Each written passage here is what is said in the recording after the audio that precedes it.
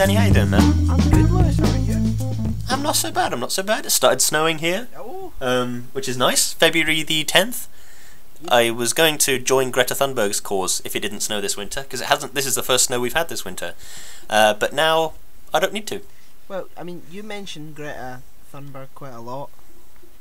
Yeah, I do. I think there's a lot of comedy material You're in quite- Greta Thunberg's existence. Yeah, I think you're quite scared of her, actually, Lewis. I am. I like to imagine that she is a vengeful spirit that manifests if you use, like, a single-use plastic water bottle or something.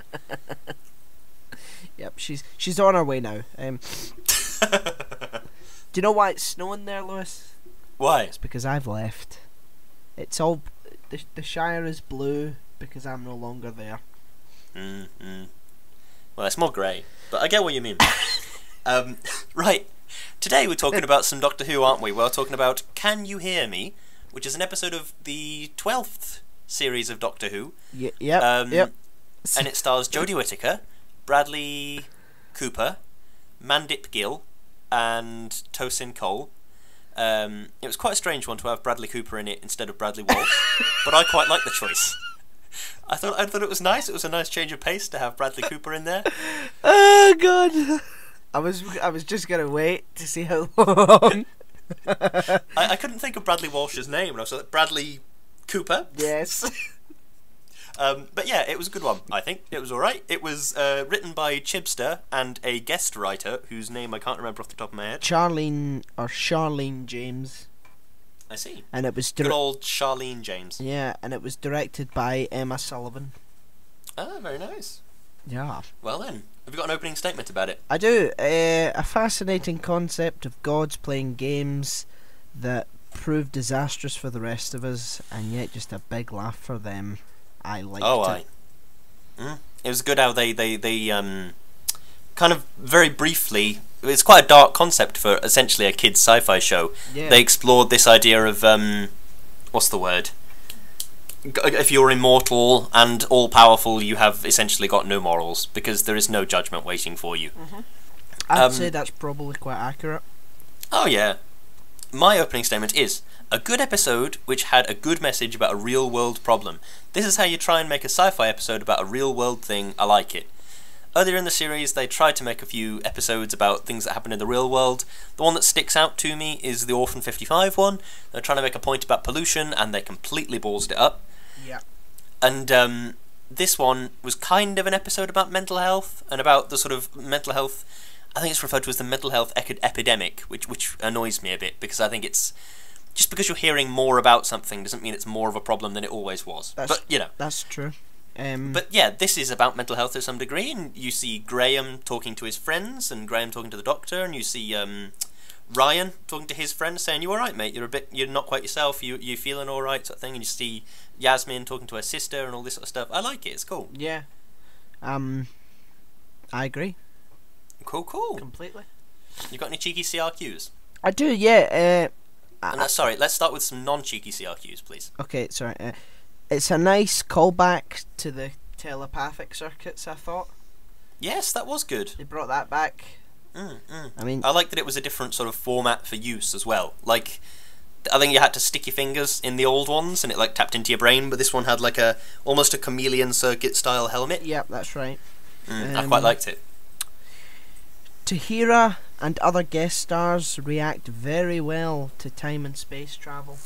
Yeah, because I think at some point, like if you're Tahira and you don't really have any concept of space, really, the best way you'd justify it is like demons or the devil or something. That's the only way you could really understand, or try and understand what's going on. Yeah. From this sort of, was it 1380 or 1308 Syria, where scientists were barely even aware of the fact that like the Earth was a planet or whatever. Yeah. I say this, I have no idea what science was at that point, but you know, you see the point I'm trying to make. Yeah, it certainly wasn't as advanced as it is today, and I'd imagine that. I just imagine Tahira going mad, you know, just what it's just so beyond her realm of comprehension. For anyone in that era, I think they would just reject it completely. Yeah, you'd think so, wouldn't you? Yeah, but then again, that wouldn't really put the story forward, so never mind. I quite like this Chibster plus guest writer thing they've got going on. It seems to be working quite well. For quite a few episodes now, they've had Chibnall plus a guest writer writing the episode. Yes. It seems to be able to maintain some continuity and also maintain this individuality episode to episode. I quite like it. That's true. That is true. It does. It has worked for quite a few of the episodes this season. I am obsessed with the extra dimensional beings in Doctor Who, but I wish that they chose whether this was a character episode or it was an episode about them, because the two gods, they don't really do anything in it. Sure. Like there's fingers and ears and which is just fucking I don't know what to make of that. Yeah, the fingers and ears are a bit weird. And they almost take nightmares from people, and then they just get eaten up and put in a box. I mean, it's just like, I don't know. I just felt as if it was a bit anticlimactic. I know exactly what you mean. If they were going for a full character episode, that's fine, and it's just about characterization for the TARDIS team, and fine, fair enough. But they bigged these gods up so much, and then just sort of, oh no, they're done like that, easy, boom. Yeah. It's pretty annoying. That is something a bit strange, considering the only other character we've seen from either outside of the universe or before the universe was the Beast from the Pit, and he was like unconscionably powerful. It was sort of insane. The Doctor was afraid of this level of power and of age to some degree. And now we've got these characters, which it's sort of implied they are older than and from beyond the universe, and yet they're just sort of blokes. Do you know what I mean? Yeah, we see quite a few of them in Classic Who. Like he mentions the Eternals, which have been in some stories, and they're pretty cool. I don't know if you remember the Trickster from the Sarah Jane Adventures. Ooh, I sort of do. You know the guy who's like, all dressed in black and he's got like no eyes. I think I do remember that. Yeah, let me Google it just to make sure. Yeah, well he's a creature from beyond the universe. And that looks. And oh my god! Yeah, this horrible, terrifying thing that I had blocked out from my memory. It's so simple and yet it's so scary. Just looking at that face, and the reason that his stories worked was because he didn't sort of. It wasn't just random fears that they were, or random bits of people's past that he was going for. It was the protagonist's past that he was trying to change in order to create. Sure. But these people are just, no, let's just take everyone's fears, and it's hard to sort of relate when. Do you know what I mean? It's just like, I do know what you mean. You would think that you would put your antagonist against the protagonist to make us invested more, rather than just random people. Although I suppose the justification for that is like the antagonists had no real reason to stick around near to the Doctor. They didn't realise how clever she is, how powerful she is. They had no reason to be nearby, so they just thought, well, I suppose we're done here then. Yeah, but they left them on that ship with all the technology. Yeah, that's true. That does seem like a bit of a balls up, to be honest. Do you know? But also, that was a bit funny. That one guy who's basically a god, Zelin, and he can't open a lock. That is just a bit weird. If he's like omnipotent, can't he just? I don't get it. Yeah, and why do they need technology in the first place? Aren't they just like immortal beings that just roam about and? I don't know. And did you see that Sonic catch? Yeah, that was a bit weird. How did that work? What? Physics just says no. I suppose this show has always played fairly fast and loose with physics. Yes, I know, but come on. Yeah. Come on. There's a difference between sci-fi physics and vaguely real-world physics. You can't just sort of shake and then the screwdriver ends up in your hand. That's cheating. You know, one thing I didn't quite get. The Doctor landed on this space station thing and was looking around like, oh yeah, I don't know quite what this place is. I don't know quite what's going on. And I don't know what this place is at all. And then literally 10 seconds later, she was just pressing buttons and those, like, harp string things that were like the zoom button. Yeah. She was just like, oh, yes, I know how to work this. This is fine. What? That doesn't make any sense. I know.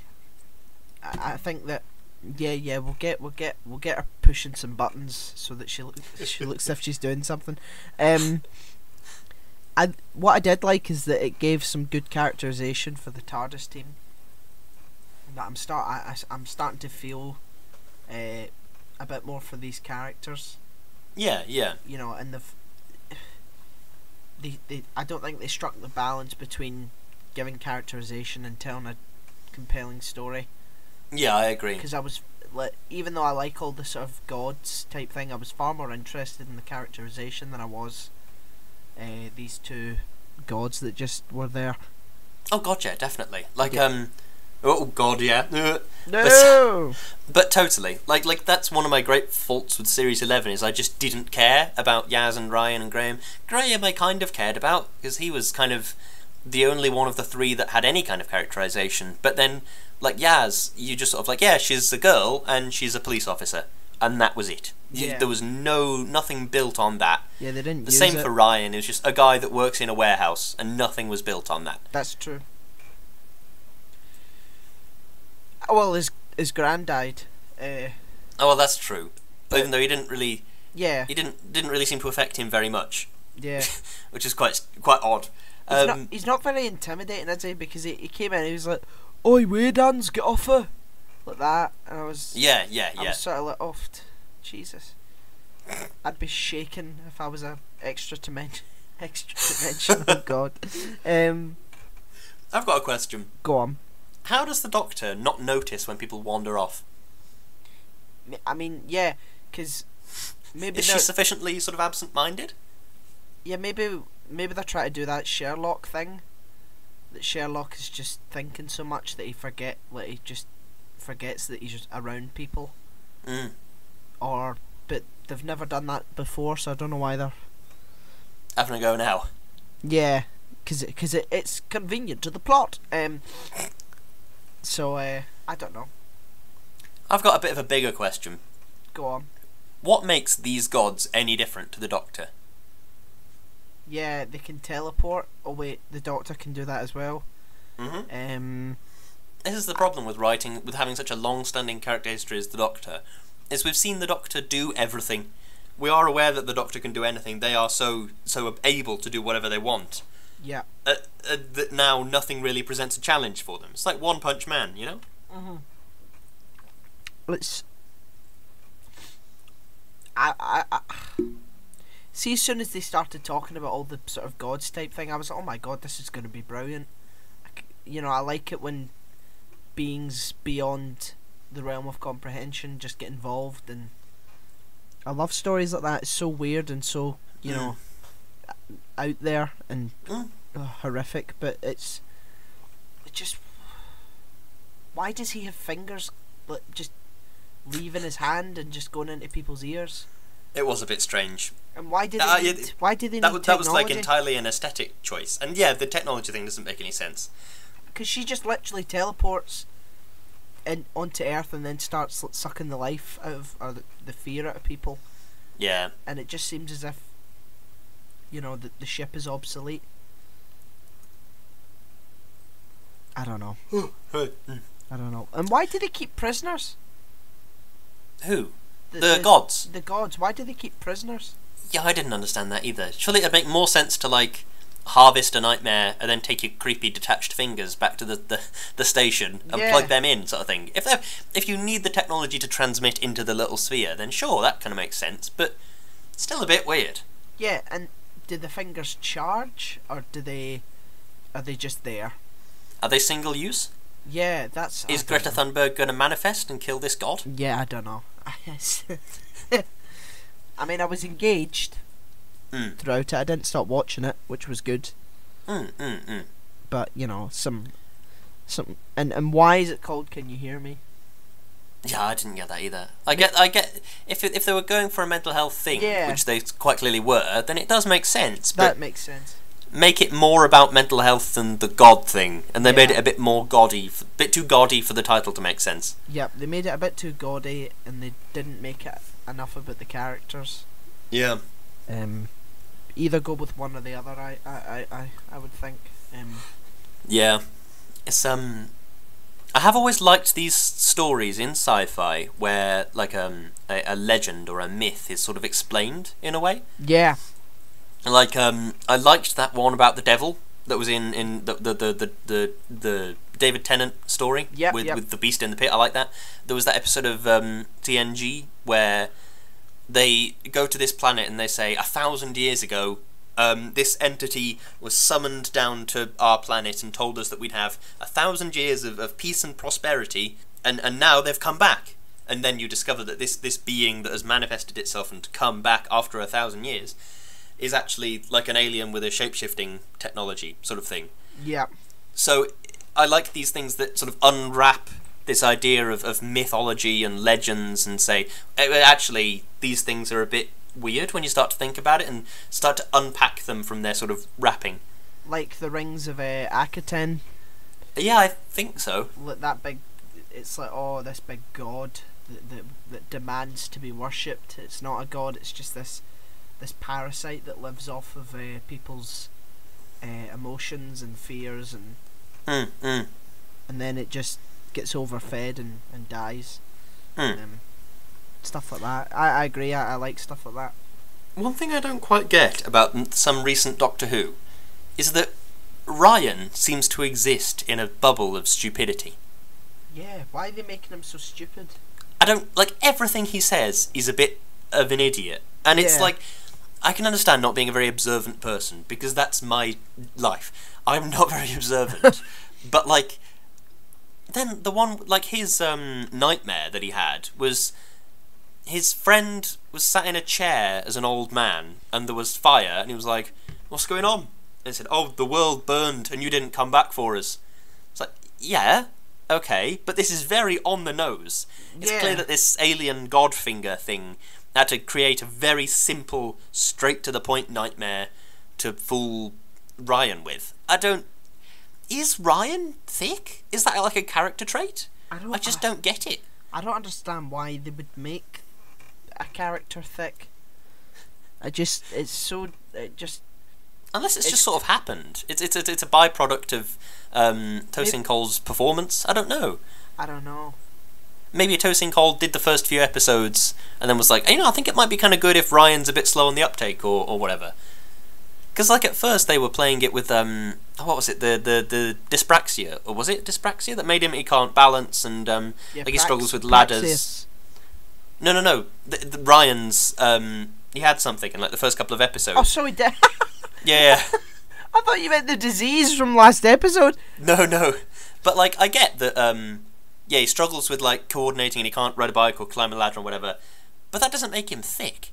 That just I don't get it. It's just weird. No, because it's completely. Maybe they could have gone like the Donna Noble route.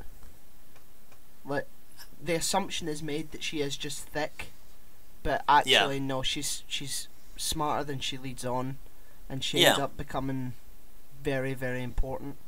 And I have to say, Donna was my favourite companion. I do like Donna. Donna's good. Without a doubt. I think I liked Rose at the time. Watching it back, I'm sort of a bit meh. Yeah, I didn't like Martha very much. She was alright. I loved Martha. Like, I thought Martha was great.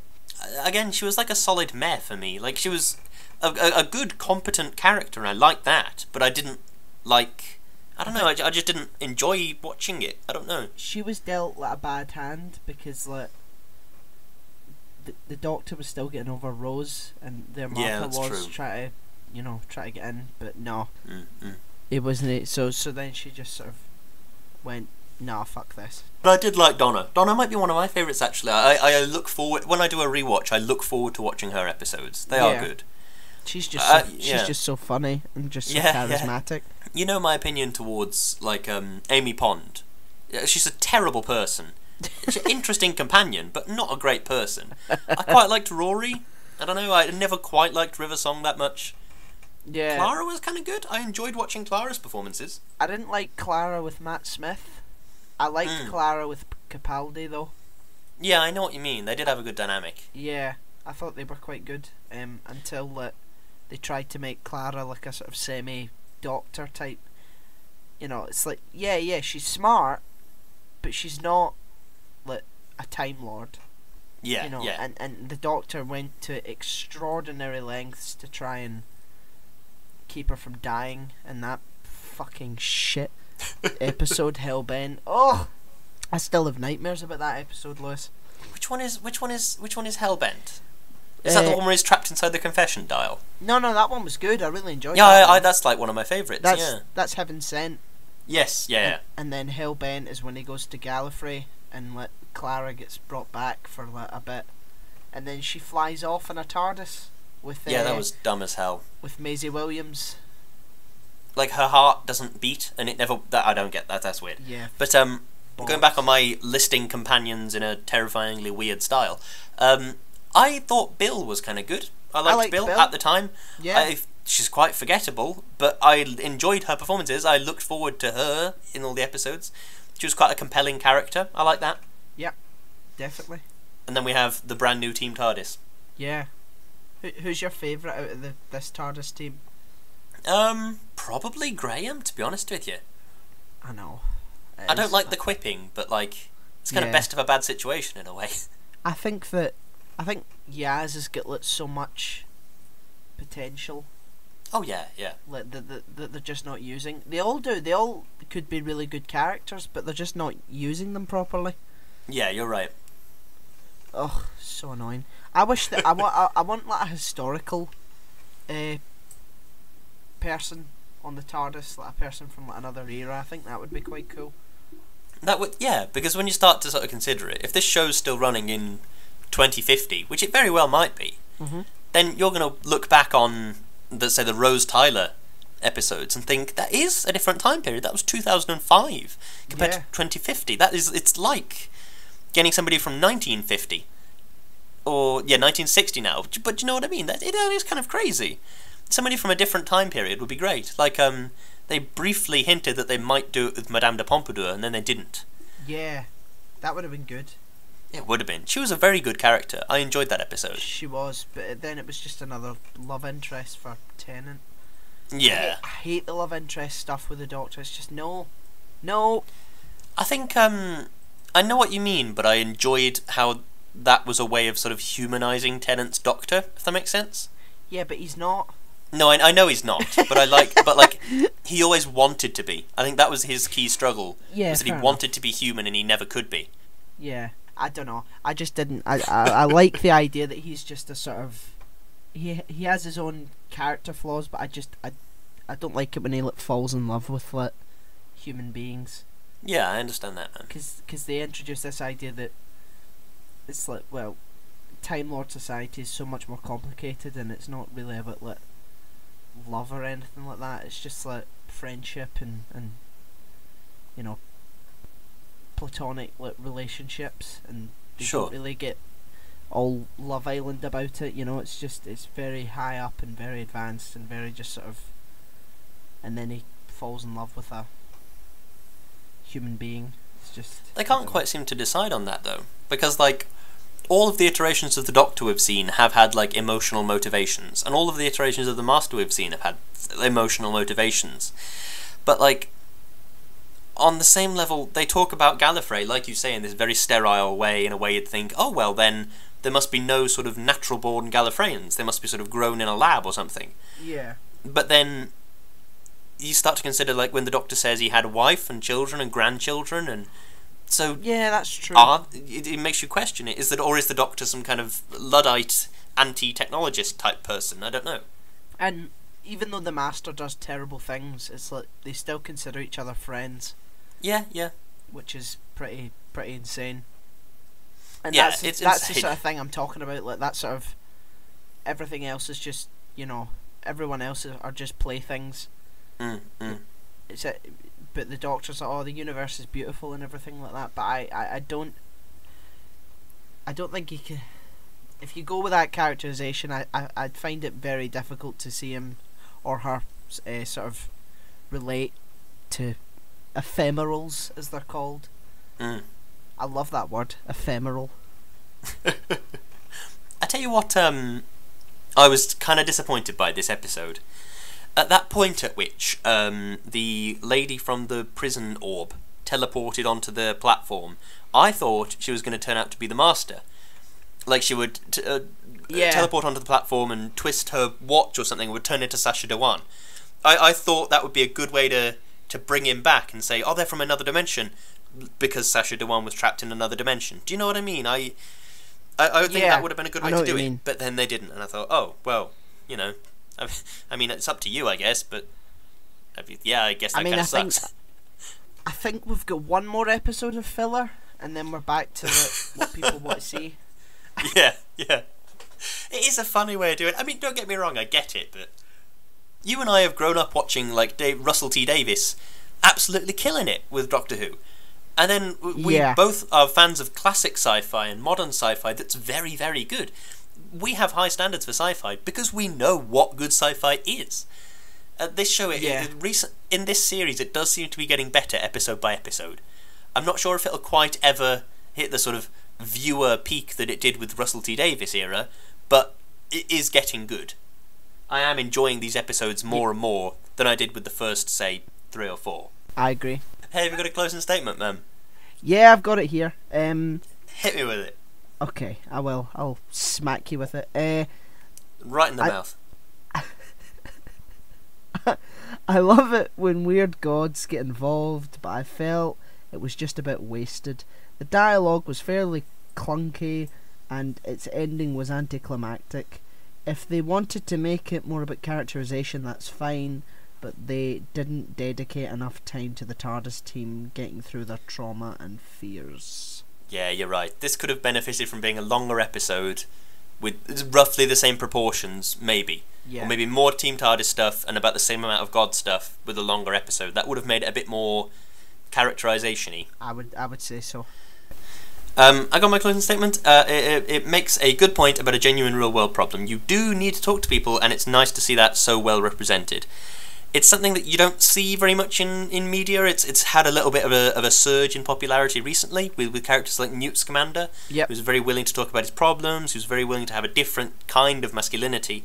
But I liked this. I liked how this made people open to talking and open to doing that. I like that. I agree. Good stuff. Is it time for the relentless shilling? Is that the time? It's shilling time. Oh, good stuff. I need to put some different music over this bit. Yep, I'll find some music that does that, and I'll loop it in the background. That's what I'll do. That's the one. I'm on Instagram, Hiram. I'm on Facebook as Daniel Kerr. It's a Facebook page. I'm on Twitter at Kerzo2000. Lewis, what are you on? I'm on Instagram at Lewis_Brindley. I am on Twitter at LewisBrindley4. I have a Facebook page, Lewis Brindley, which I don't know how to use and I am still figuring out. If you can find it, then you are a god amongst people. Yes. Yes. God amongst humans. That's the one. There we go. The podcast is probably everywhere on the internet by now. It is on Podomatic. It is hosted by them anyway. It is on Spotify. It is on Apple Podcasts. Probably on Deezer. We don't know. I don't think Deezer knows. I don't think anybody knows. No. Go and check out our YouTube channel if you haven't done that already. We are Shouting Into the Void on YouTube. We have some live action stuff where you can see our beautiful faces while we talk about the film Mother by whoever it was. Good stuff. Yes, that was a breath of exultation. Very good. I didn't get it, but I liked it. Oh well, that's good. There's a PayPal donate button. We have Patreon. Yep. Please, cough up. We do a lot of stuff, and it would mean the world if you could help us keep on doing it. It certainly would.